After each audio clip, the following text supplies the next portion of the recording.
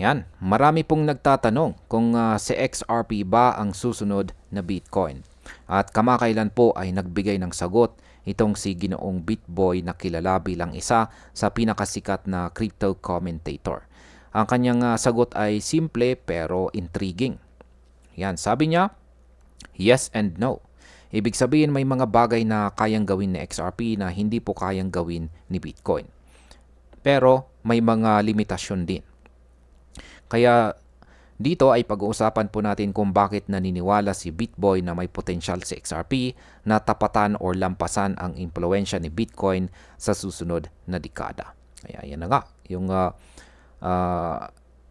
sinabi na rin po kanina ni Ka-Crypto Make Reels na papalitan ni XRP itong si Bitcoin. Ayan. Tumugma po rito sa inilabas na pahayag ni Bitboy. Ayan, ayon po kay Bitboy, ayan po siya. Ang pinakamalaking kalamangan ni XRP ay ang kanyang bilis at efficiency sa cross-border payments.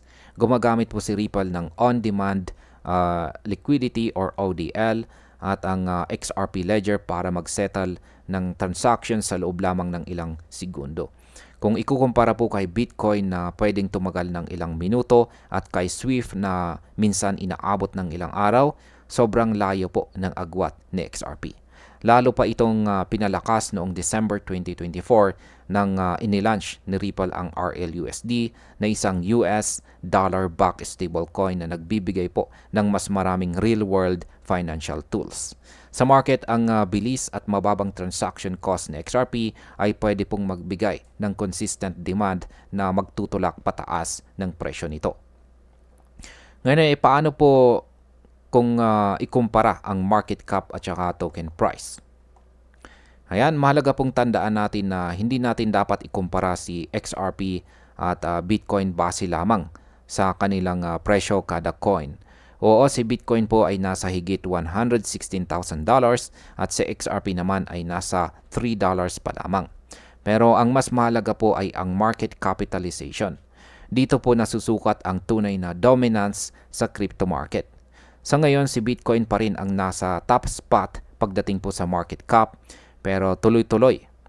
Yan, ang kanyang tuloy-tuloy na pagtaas ng interest kay XRP at ang posibilidad ng XRP ETF approvals ay pwede pong magdala ng malalaking institutional investment na dati ay nakatutok lamang kay Bitcoin at Ethereum. Kung mangyari po ito, pwede pong bumilis ang pag-angat ng market cap ni XRP. Ngayon ay meron bang centralization issue itong si XRP? Isa po sa mga binigyang diin ni Ginoong Bitboy ay ang centralization concern kay XRP. Malaking bahagi po ng kabuuang supply ay kontrolado pa rin ni Ripple sa pamamagitan po ng escrow holdings. Tinatayang nasa 40% ang direct or indirect control nila dito. Ito ang isang malaking kaibahan kay Bitcoin na fully decentralized at permissionless network. Para sa mga purist na naniniwala sa decentralization, ito po ay isang red flag. Pero kung titignan po natin sa business perspective, maaari pong makita ito ng mga institution bilang positibo dahil mas madali po itong i-regulate at saka i-manage. Ayan. Ngayon ay ano po ang posibleng mangyari sa hinaharap? Sabi po ni Ginoong Bitboy, kahit hindi kayang pantayan ni XRP ang philosophical ethos ni Bitcoin, yan, posible na lampasan niya ito sa market capitalization sa loob ng susunod na dekada. Pero marami pong factors ang kailangan para mangyari ito.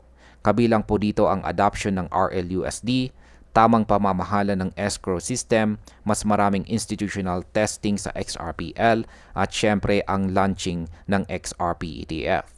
Kung magtagumpay ang mga ito, mas lalaki po ang role ng XRP bilang global liquidity solution.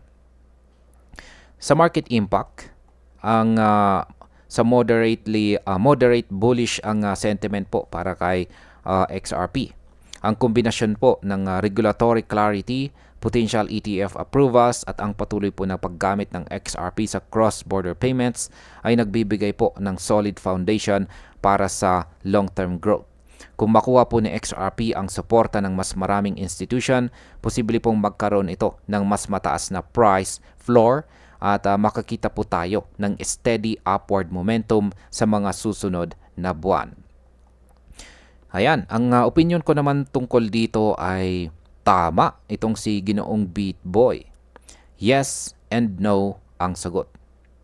Hindi po magiging katulad ni Bitcoin sa XRP pagdating sa philosophy at decentralization. Pero pwede pong maging mas malaki ang epekto nito sa global finance. Sa bilis po ng XRPL at sa pagpasok ng mga institution, nakikita ko po sa XRP bilang isa sa pinaka-promising na crypto para sa susunod na cycle. Kung ikaw po ay isang investor, ito ang tamang panahon para bantayan po natin ang mga developments tulad po ng ETF approval at adoption ng RLUSD dahil dito po natin malalaman kung kaya ba talagang tapatan ni XRP ang impluensya ni Bitcoin.